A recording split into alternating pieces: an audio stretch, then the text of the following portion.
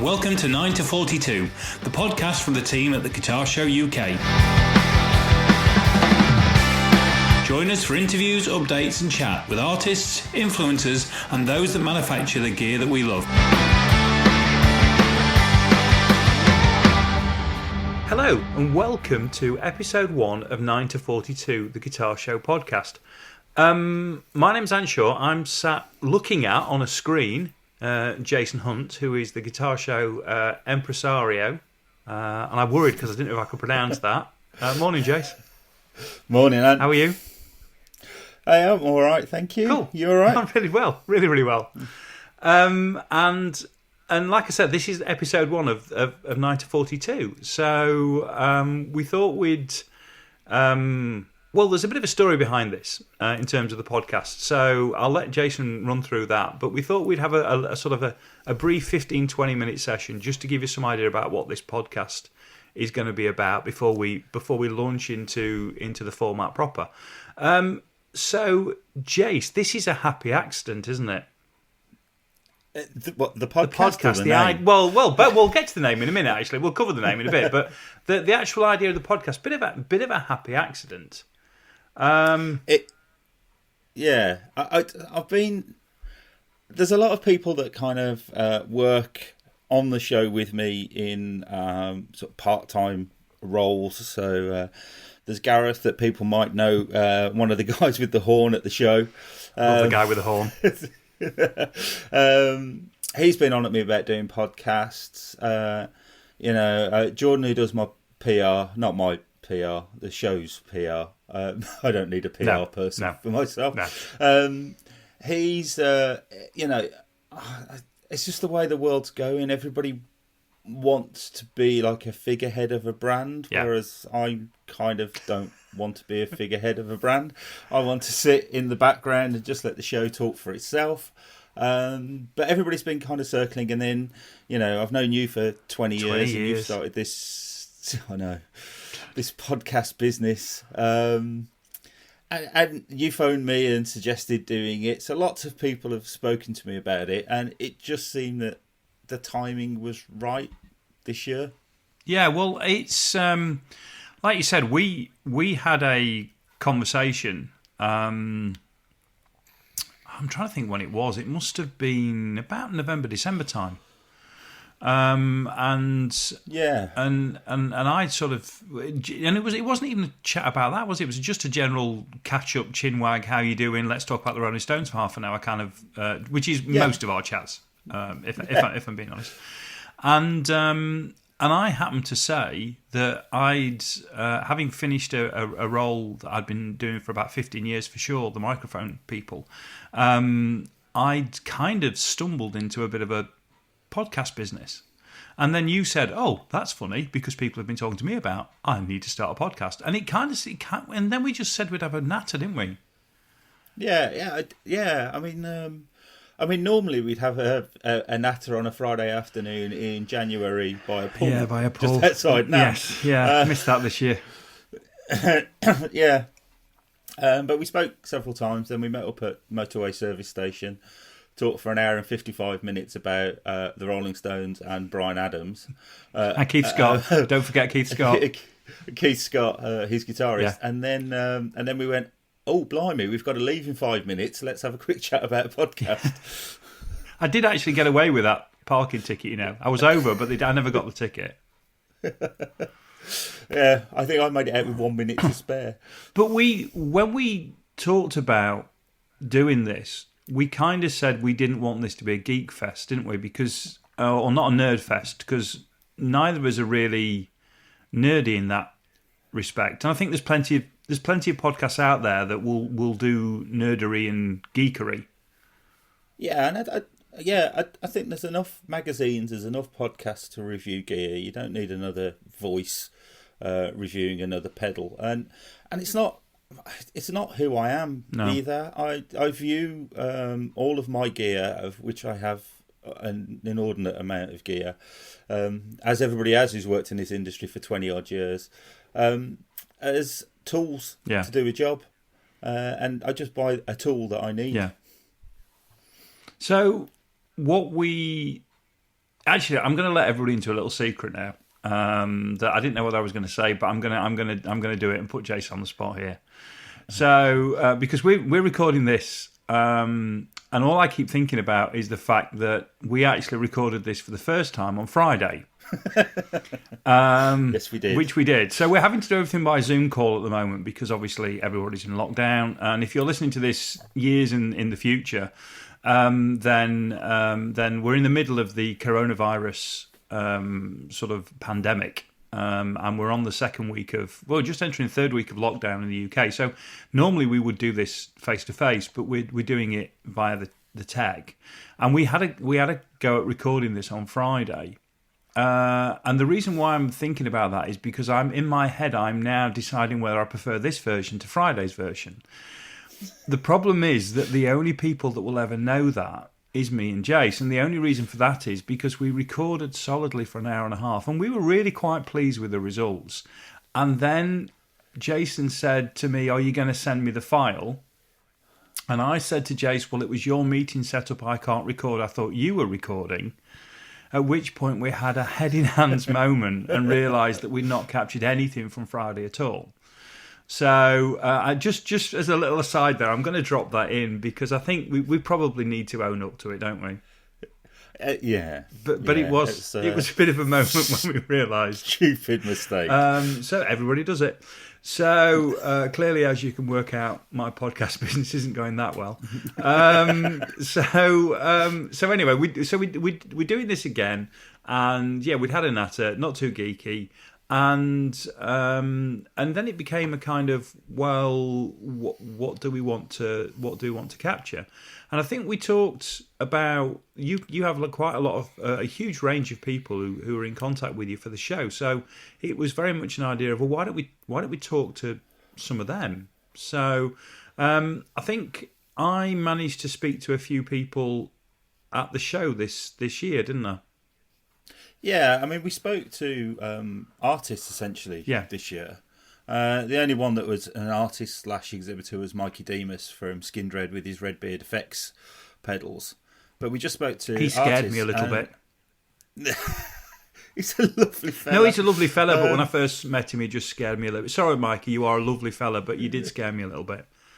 And I just think that, I'm really lucky. I get to talk to everyone. Yeah. You know, I mean, I have 125 exhibitors this year, and a lot of them coming from all over the world now. So if I've got any issues, I know who to call. Yeah. And I'm not bound by waiting for a magazine article to come out. If I want some information, I can just phone them up. So I thought it'd be really great if we could get some of those people on and just talk to them. Yeah. And I managed to grab 3 or 4 through the course of the weekend. So we'll over the coming sort of 3 or 4 episodes, we'll bring you those interviews, which are really, really quite illuminating, actually. I think the great leveler was the fact that we were recording in a cloakroom. Yeah, barely a cloakroom. It was barely a cloakroom. I can't believe we're going to have to try and get a photo of it. Are you going to have to get down to the venue and get a photo when you're allowed out and about? Yeah. I mean, it was a cloakroom come dumping room come cat home. Yes, and I do hope that cat litter tray's still there when you go down, because we need a photo of that as well. So we dragged these poor artists into this shithole of a cloakroom, which had a great effect of disarming them completely, I think. That's it. Put them off their stride. So we got some really quite nice content, actually. And some really very open, honest kind of input from the people we spoke to. So I think we chatted to Mikey Demas first, didn't we? Yeah, we spoke to Mikey Demas. There was Phil X. There was Rabia and Rob Chapman. Yeah. And Mike, and then of course Mike Exeter, the music producer. Yeah. So we're going to bring you those interviews over the first few episodes, but after that, we'll then start. Probably we could go in any direction then, because there's so many luthiers, there's so many pedal builders, there's so many representatives of what would be considered to the gear royalty companies. So we can it might be Fender one week, it might be some guy making 3 mandolins the next week. Though I have to say, if you can only output 3 mandolins, I'm not convinced there's much of a business model there. No, it's probably not much point coming to a guitar show either. I mean, if REM make a comeback, you're going to be screwed, aren't you? You're not going to be able to keep up with that demand. I do hope that nobody from REM's passed away with a COVID-19 thing this morning. So we're going to do that, and then just natter on. Yeah, I think it's what we do best. It's kind of what we do best. And we might even cover our 3-way bromance with Keith Scott at some point in time, but we might leave that for a bit further. I don't know if I could contain myself if we got Keith Scott on the line. I have to put that one a bit further down. The other thing was, because we were struggling for a name. Yeah. And then you happened to say that a number of years ago, you opened the show at a weird time. Yeah, I had a really stupid idea. I was sat on the sofa at home, just kind of bored, really, trying to think of marketing ideas for the guitar show, and I kind of gave up and went and restrung one of my guitars. And I don't actually play 942s, and neither do you. No, I don't. I play 946s. But it dawned on me while I was holding my pack of 1046s that would be a really funny time to open the show. And then I was like, oh no, not 1046, because the show normally opens at 10, so it needs to start with a 9. And then I remembered that, 12, 13 years ago, I'd watched the film Crossroads, not the TV show. And I got into work on the Monday when I was at the NEC doing Music Live, and I'd phoned up Pete, who was the marketing manager of Strings and Things, the UK distributors of Ernie Ball, and said, I've had a really stupid idea, and I think that you are probably the only company that might think it's a good idea. And I said, why don't we do Duel with the Devil? Which, of course, poor Paul, that's the devil, has been wearing that rubber mask now for about 13 years, and it must stink to high heaven. But they've been running with it ever since. So, of course, when I had the idea of starting at 942, Ernie Ball were the first company that I thought of. So I phoned up Alex, who's now the marketing manager, and he just went with it straight away. So for the first 9 people who got through the door got some Ernie Ball strings and a goodie bag, and then the next 42 got goodie bags or something. It was just a really funny little marketing idea that did work, because I had so many emails of people going, what time does the show open?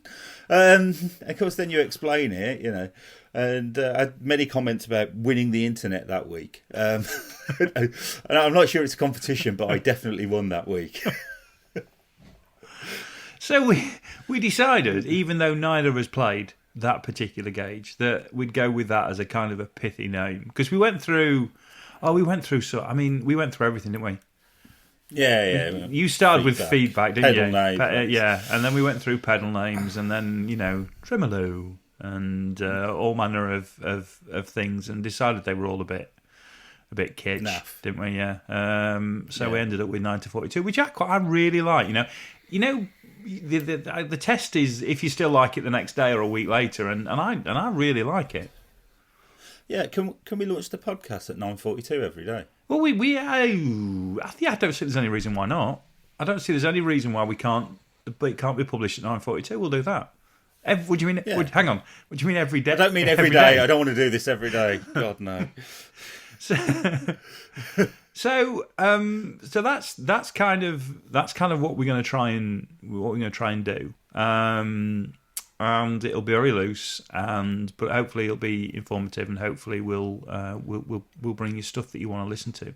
We'd love to hear from you, and the best way is going to be through Jason's channel. So the Guitar Show Facebook page, which is Jace. It's at the Guitar Show UK. Same on Instagram and Twitter as well. So that's going to be the easiest way to get at you. We're not going to launch anything particularly just for the podcast at this stage. Though obviously, if we're overwhelmed with input, we might have to. But for the time being, absolutely. If it becomes the number one podcast, yeah. So we're not holding our breath on that one. So we'd love to get some feedback from you, including ideas from people you'd like us to talk to, and including any questions you might have, or any ideas for things on the show that you want us to mull over and just yabber on about. And I don't know. It's Monday. What are we on? 6th? Is it the 6th today? 6th, yeah. I think there's a fair chance, with a following wind, we could have this out this week. Oh, blimey! With a view that we then, but I think we need to think about a day to launch for the show itself. So whether it's a Monday, Tuesday for the show proper, but we might be able to get this out before the weekend with a view that we get maybe the first one with interviews. Or which interview one do you want to do first? Do Phil X. Do Phil X first? Right. Yeah.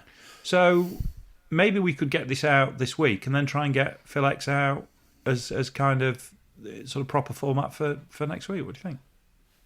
Yeah. I mean, like time is irrelevant at the moment, isn't it? Yeah. Every day is a Sunday.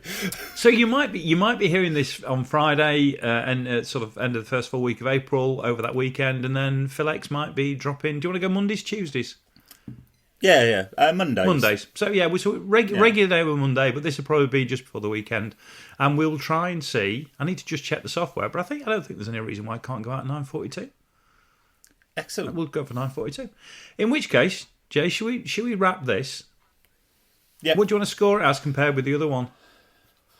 I don't know. It's probably about a 7.5 out of 10, right. And the other one was a 9. Yeah. Sorry about that. We will definitely try harder from now on in. But as soon as we get past this point, then we're into fresh material, so it doesn't feel like a rerun for everybody out there.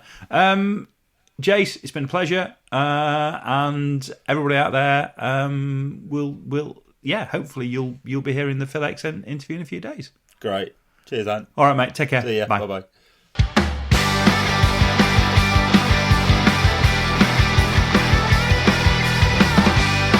Thanks for listening to 9 to 42, the podcast from the team at the Guitar Show UK. If you've enjoyed the show, then please remember to hit the subscribe button and share with other like-minded souls. For more information about 9 to 42, please follow us on Facebook, Twitter or Instagram at the Guitar Show UK. This has been an A Short Stories production.